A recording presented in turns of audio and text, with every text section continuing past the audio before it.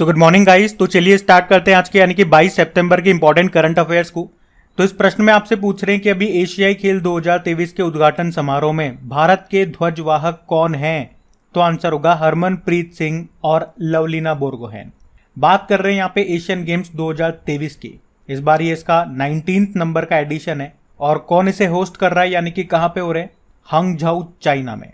और अभी इसके उद्घाटन समारोह में भारत के दो ध्वजवाहक फ्लैग बियरर हैं। एक है हरमनप्रीत सिंह, ये भारतीय मेंस हॉकी टीम के कप्तान है, और दूसरी है लवलीना बोरगोहेन, इनका संबंध बॉक्सिंग से है, बॉक्सर है ये, तो इनके खेल भी याद रखना। और इस बार टोटल 655 एथलीट यहाँ पर हमारे देश का प्रतिनिधित्व कर रहे हैं और ये एशियाई खेलों में भाग लेने वाला भारत का सबसे बड़ा दल है। और मैंने आपको पहले बताया भी था कि यहाँ पे भारतीय दल का ऑफिशियल स्पॉन्सर बनाया है कौन? अमूल। अच्छा, एशिया की बात है ना, तो जो पहले एशियन गेम्स हुए थे वो 1951 में हुए थे। कहाँ पे? नई दिल्ली में।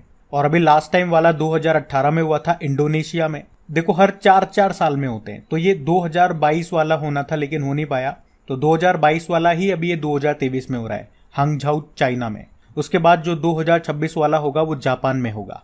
अब यहाँ पे कुछ मोस्ट इंपॉर्टेंट आपको स्पोर्ट्स से रिलेटेड करंट अफेयर्स में रिवाइज करा रहा हूँ, बिल्कुल ध्यान से सुनना। अभी सितंबर में वर्ल्ड रेसलिंग चैंपियनशिप 2023 का आयोजन ये कहाँ पे हुआ? सर्बिया के बेलग्रेड में। अभी फीबा वर्ल्ड कप 2023 यानी कि international basketball federation world cup ये हुआ कहाँ पे? ये 3 देशों में हुआ, फिलीपींस, जापान और इंडोनेशिया में। और इसमें विजेता रहा है जर्मनी। जर्मनी ने हराया सर्बिया को। फिर आपने देखा था अभी 2023 का जो वर्ल्ड एथलेटिक्स चैंपियनशिप है ये हुआ था हंगरी के बुडापेस्ट में, जिसमें भारत एक गोल्ड लेकर के आया था। कौन लेकर के आए थे वो गोल्ड भी? नीरज चोपड़ा। और उसी तरह से अब 2025 में जो वर्ल्ड एथलेटिक्स चैंपियनशिप होंगे वो भी टोक्यो जापान में होंगे। अभी आपको याद है क्रिकेट एशिया कप 2023 हुआ था, इसको होस्ट किया था पाकिस्तान और श्रीलंका ने, और इसको जीता भारत ने श्रीलंका को हरा करके। फिर आप जानते हो खेलो इंडिया यूथ गेम्स का 5वां संस्करण अभी हुआ था मध्य प्रदेश में। उसका मैस्कॉट यानी कि शुभंकर क्या था? आशा। और उसमें पहले स्थान पे महाराष्ट्र था। और उसी तरह से खेलो इंडिया यूनिवर्सिटी गेम्स का 3रा संस्करण हुआ उत्तर प्रदेश में। यहाँ पे मैस्कॉट क्या था? शुभंकर, जीतू। और उसमें टॉप पे रहा था पंजाब यूनिवर्सिटी। और एक अभी पहला खेलो इंडिया जनजातीय खेल महोत्सव भी हुआ था भुवनेश्वर में, और उसमें पहले स्थान पे उड़ीसा रहा था। फिर आपने पढ़ा होगा अभी 13वां सुदीरमन कप हुआ था चाइना में। सुदीरमन कप, ये प्रश्न पूछ लेंगे कि बताओ संबंध किससे है, तो बैडमिंटन से है। इसको जीता चाइना ने साउथ कोरिया को हरा के। और अगर पूछे कि अब 2025 में जो सुदीरमन कप है वो कहाँ पे होगा, तो स्पेन में होगा। अभी पहली प्रीमियर हैंडबॉल लीग 2023 का आयोजन हुआ था कहाँ पे? राजस्थान की कैपिटल जयपुर में। उसको जीता किसने? महाराष्ट्र ने। और अभी इस साल की शुरुआत में जो हॉकी मेंस वर्ल्ड कप हुआ था ये उड़ीसा में हुआ था भारत में, और इसको जीता था जर्मनी ने बेल्जियम को हरा करके। और आपको याद होगा अभी दिसंबर 2022 में फीफा वर्ल्ड कप 2022 हुआ था, ये इसका 22वां संस्करण था, कतर में हुआ था। अर्जेंटीना ने जीता था फ्रांस को हरा के। और अगला वाला भी याद रखो 2026 वाला कहाँ पे होगा? 3 देशों में होगा, कनाडा, यूएस और मैक्सिको में। और अभी जो नेशनल गेम्स होंगे 2023 में, इसका कौन सा संस्करण है? 37 नंबर का। कहाँ पे होगा? गोवा में। और इसका मैस्कॉट है मोगा। पिछले साल वाला जो 36 नंबर का एडिशन था वो गुजरात में हुआ था, उसका शुभंकर था सवज। और एक और पॉइंट ध्यान रख लो कि अगले साल 2024 में जो समर ओलंपिक्स होंगे 33 नंबर का एडिशन होगा। कहाँ पे होगा? पेरिस, फ्रांस में। तो ये शीट मोस्ट इंपॉर्टेंट है, एक एक पॉइंट मैंने आपको बताया, यहाँ पे ध्यान रखना। बढ़ते हैं आगे। चलो फिर बताओ, हाल ही में किसे नॉर्मन ई बोरलॉग फील्ड पुरस्कार 2023 के लिए चुना गया? तो आंसर होगा स्वाति नायक को। तो अंतर्राष्ट्रीय चावल अनुसंधान संस्थान की वैज्ञानिक हैं डॉक्टर स्वाति नायक, और इनको अभी फील्ड अनुसंधान और अनुप्रयोग के लिए प्रतिष्ठित नॉर्मन ई बोरलॉग पुरस्कार 2023 के लिए चुना गया। तो ये पुरस्कार नोबेल पुरस्कार विजेता और हरित क्रांति के मुख्य वास्तुकार डॉक्टर नॉर्मन बोरलॉग की याद में 40 साल से कम आयु के असाधारण वैज्ञानिकों को खाद्य और पोषण सुरक्षा, भूख उन्मूलन के क्षेत्र में काम करने वाले व्यक्तियों को दिया जाता है। तो इस बार किसे दिया गया ये याद रखना, स्वाति नायक को दिया गया। वैसे आप जानना चाहोगे ये किस राज्य से बिलोंग करती हैं, तो ये उड़ीसा की रहने वाली है। अच्छा, 2 स्टैटिक प्रश्न मैं आपको बता रहा हूं, ध्यान से सुनना। हमने कहा ये अंतर्राष्ट्रीय चावल अनुसंधान संस्थान की वैज्ञानिक है ना स्वाति नायक, तो यही प्रश्न आपके माइंड में आएगा, ये एग्जाम में स्टैटिक आएगा कि अंतरराष्ट्रीय चावल अनुसंधान संस्थान कहाँ है? तो फिलीपींस में है। और भारत में जो चावल अनुसंधान केंद्र है वो कहाँ पर है? कटक उड़ीसा में है। अच्छा, स्वाति से एक नाम मैंने आपको कंफ्यूज करने के लिए लिख दिया, स्वाति सिंह। इनका संबंध किससे है? तो ये साइकिलिस्ट हैं, भारतीय साइकिलिस्ट हैं ये। अभी कुछ समय पहले इनका नाम न्यूज़ में था। अभी 30वां एकलव्य पुरस्कार इनको मिला था, तब हमने इनके बारे में पढ़ा था। अभी नजमा अख्तर के बारे में आपने पढ़ा, जामिया मिलिया इस्लामिया यूनिवर्सिटी की वाइस चांसलर हैं। अभी शिक्षा के क्षेत्र में लाइफ टाइम अचीवमेंट अवार्ड मिला इन्हें। और ललित नटराजन इकबाल मसीह पुरस्कार 2023 मिला बाल श्रम उन्मूलन के लिए। अच्छा देखो, अब 2023 के कुछ इंपॉर्टेंट अवार्ड्स भी मैं आपको रिवाइज कर रहा हूँ। तो अभी अंतर्राष्ट्रीय मातृभाषा पुरस्कार मिला था डॉक्टर महेंद्र कुमार मिश्रा को। 2023 का मार्कोनी पुरस्कार मिला, जिसे दूरसंचार का नोबेल पुरस्कार भी कहा जाता है, हरि बाल कृष्णन को। 2023 का प्रिट्जकर पुरस्कार मिला सर डेविड चिपरफील्ड को। 32वां व्यास सम्मान मिला ज्ञान चतुर्वेदी को, उनके उपन्यास पागलखाना के लिए। 2022 के लिए सरस्वती सम्मान मिला शिव शंकरी को, उनके उपन्यास सूर्यवंशम के लिए। 2023 का एबेल पुरस्कार मिला लुइस कैफरेली को। अंतर्राष्ट्रीय बुकर पुरस्कार 2023 का किसे मिला?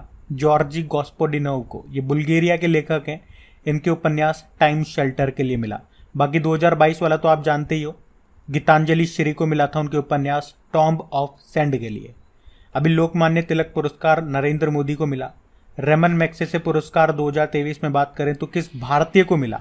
भारतीय पूछ रहा हूं तो आंसर होगा Ravi Kannan. Governor of the year 2023 चुना गया था शक्तिकांत दास, आरबीआई गवर्नर है हमारे। और वन्य जीव संरक्षण पुरस्कार 2023 मिला था आलिया मीर को, ये जम्मू कश्मीर की है। तो अब आप देख सकते हो इस एक प्रश्न में मैंने आपको 14 प्रश्न करवा दिए हैं, और अगर इस प्रश्न को भी जोड़ लोगे तो टोटल 15 प्रश्न करवा दिए मैंने आपको इसी प्रश्न में। तो अगर कोई वीडियो को पहली बार देख रहे हैं तो आपको ये बता दूं, ये 20-22 मिनट का आपका वीडियो होता है, लगभग 60-70 क्वेश्चन करा देता हूं। और अगर वीडियो को आप पहली बार देखोगे तो आपको लगेगा कि इतना सारा कंटेंट है, कैसे याद होगा? वो आपको इसलिए लग रहा है क्योंकि पहली बार आप देख रहे हो, वरना जब भी इस तरह के प्रश्न आएंगे मैं बार बार इतनी शीट को रिपीट करूंगा, यही क्वेश्चन रिपीट करूंगा। तो बार बार जब एक ही क्वेश्चन रिपीट होगा ना, आपकी आंखों के सामने से निकलेगा, एक ही क्वेश्चन को आप बार बार सुनोगे तो वो आपको धीरे धीरे याद हो जाएगा। पर डेली कॉन्टिन्यूटी आपको रखनी पड़ेगी। तो चैनल को सब्सक्राइब करके बेल आइकन को प्रेस जरूर करना, ताकि जब भी मॉर्निंग में वीडियो अपलोड हो उसका नोटिफिकेशन आपको मिल सके। टेलीग्राम यूज करते हो तो लिंक डिस्क्रिप्शन में है, उसे ज्वाइन कर लेना, वहां से भी आपको नोटिफिकेशन मिल जाएगा। बाकी आपकी प्रैक्टिस के लिए इनकी क्विज भी बना करके अपलोड होती है आपकी क्रैक एग्जाम एप्लीकेशन पे, वहीं पे पीडीएफ भी आपको मिल जाएगी, लिंक नीचे डिस्क्रिप्शन बॉक्स में है। और हाँ, कुछ स्टूडेंट्स की अभी प्रॉब्लम आ रही थी कि क्रैक एग्जाम एप्लीकेशन इंस्टॉल नहीं हो रहा है, उसमें कुछ लिखा हुआ आ रहा है कि ये ओल्डर वर्जन के लिए है। तो एप्लीकेशन डेवलपर से बात करके फाइनली मैंने उसे अपडेट करवा दिया है। हाँ, उसके लिए मुझे पैसे तो भरने पड़े, लेकिन ठीक है, आप लोगों को समस्या आ रही थी तो अब नहीं आएगी समस्या, अब आप उसे इंस्टॉल कर लेना। और वीडियो को अभी तक लाइक नहीं करा तो लाइक जरूर करना, और अपने दोस्तों में या स्टडी ग्रुप में शेयर जरूर करना है आपको, ये ध्यान रखना। अभी बढ़ते हैं आगे। चलिए फिर बताइए, अभी हाल ही में विश्व अल्जाइमर दिवस कब मनाया गया? तो आंसर होगा 21 सितंबर को। तो हर साल 21 सितंबर को वर्ल्ड अल्जाइमर डे के रूप में मनाया जाता है। और मनाने का उद्देश्य क्या है? अल्जाइमर रोग के बारे में जागरूकता बढ़ाना। और याद रखना, सितंबर माह को विश्व अल्जाइमर माह के रूप में मनाते हैं। वैसे आपको मैंने बताया था सितंबर महीने को हम पोषण माह के रूप में भी मना रहे हैं, तो ये भी ध्यान रखना। अच्छा, इस रोग में होता क्या है?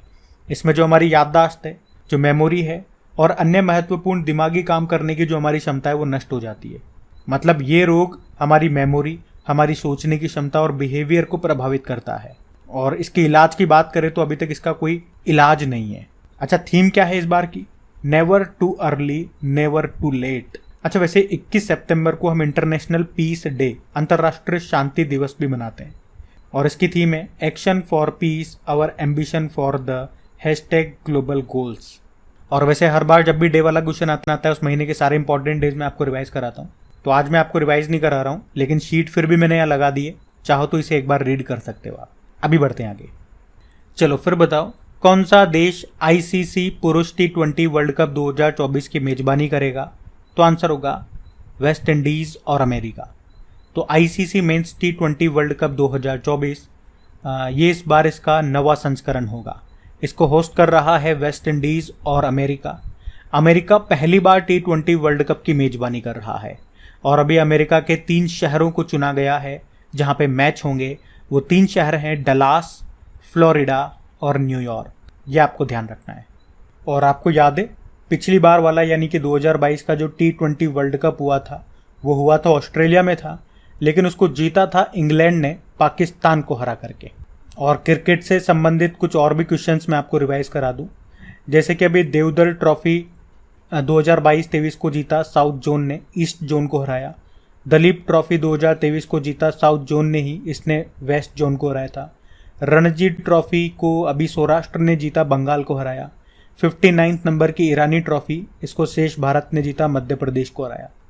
तो 4 में से ये भी याद रखना कि इनका संबंध किससे है, क्रिकेट से है। अभी ACC men's emerging teams Asia cup 2023 जो कि 5वां संस्करण था, इसको पाकिस्तान ने जीता, भारत को हराया था। आईसीसी वर्ल्ड कप 2023 आपको बताया होस्ट कर रहा है भारत, और इसका ब्रांड एम्बेसडर बनाया गया शाहरुख खान को। अभी वुमेन्स प्रीमियर लीग 2023 जो हुआ पहली बार, इसको मुंबई इंडियंस ने जीता, दिल्ली कैपिटल्स को हराया। और men's IPL Chennai super king ने जीता, गुजरात टाइटंस को हराया था।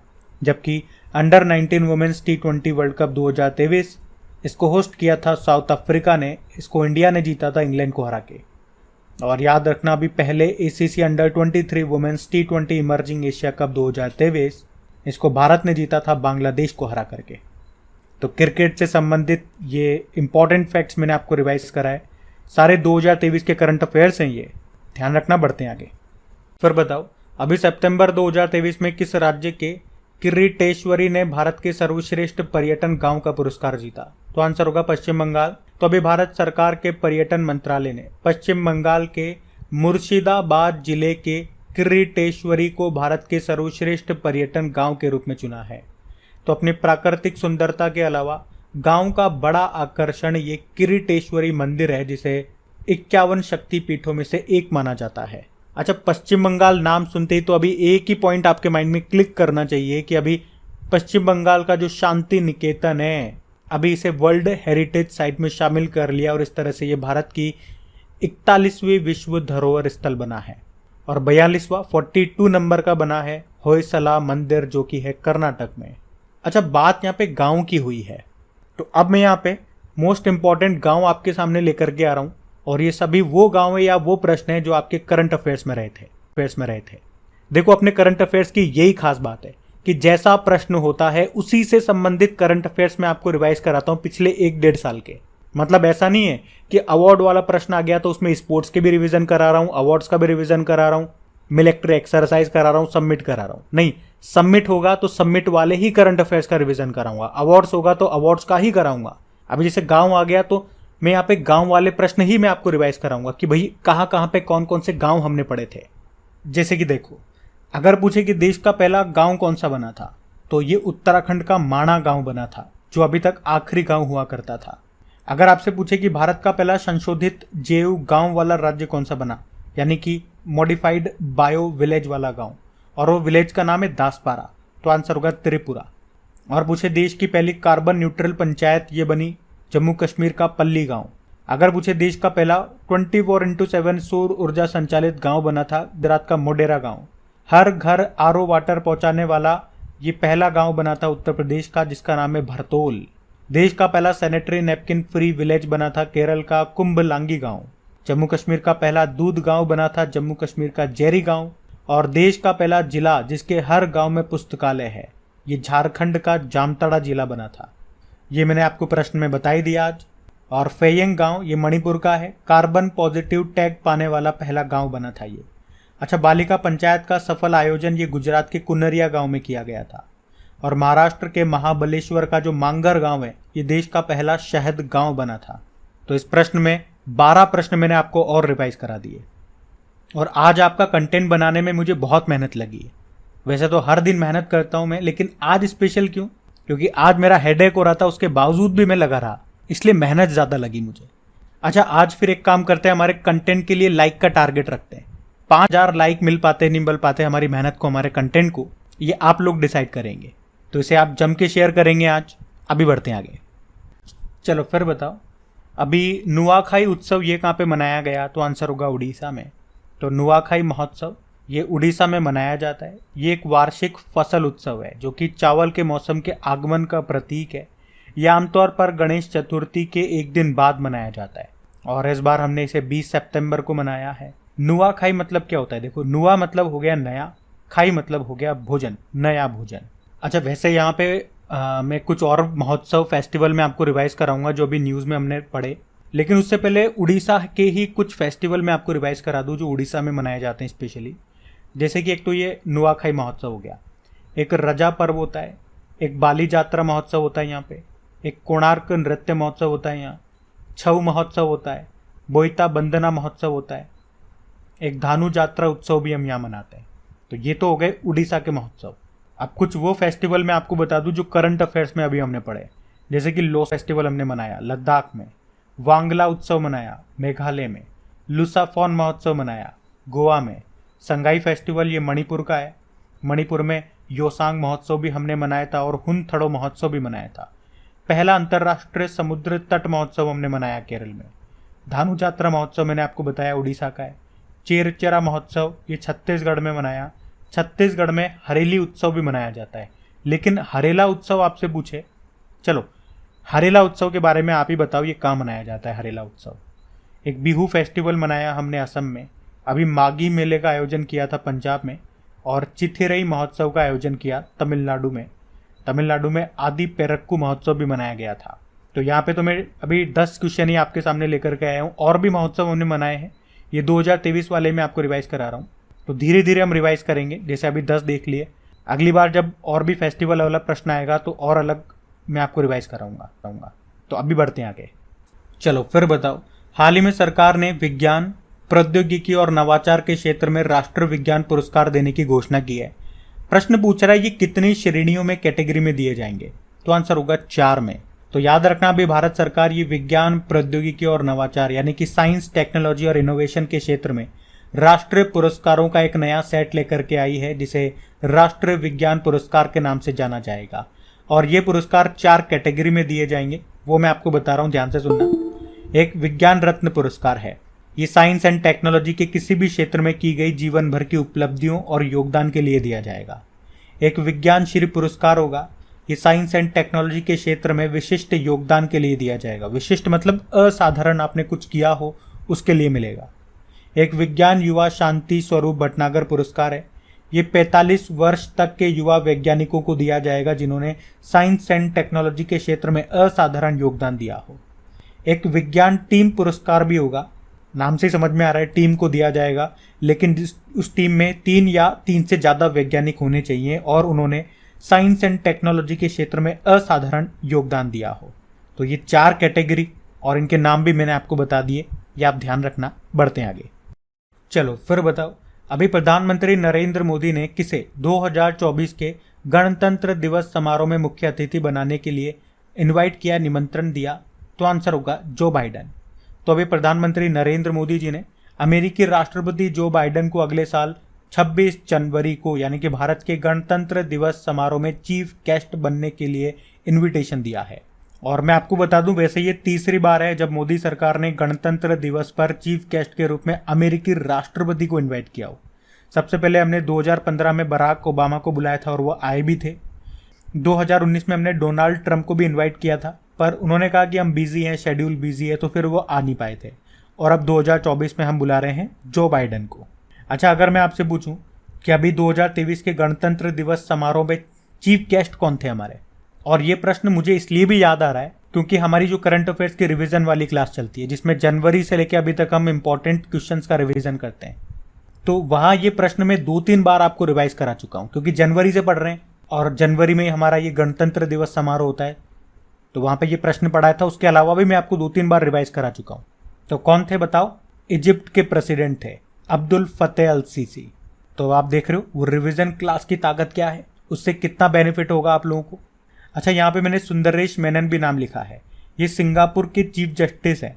इसी साल हमारे सुप्रीम कोर्ट ने जब 73rd नंबर की एनिवर्सरी मनाई थी तो उसमें हमने इनको चीफ गेस्ट के रूप में इनवाइट किया था और ये भारत आए थे, तो इनका भी नाम याद रखना।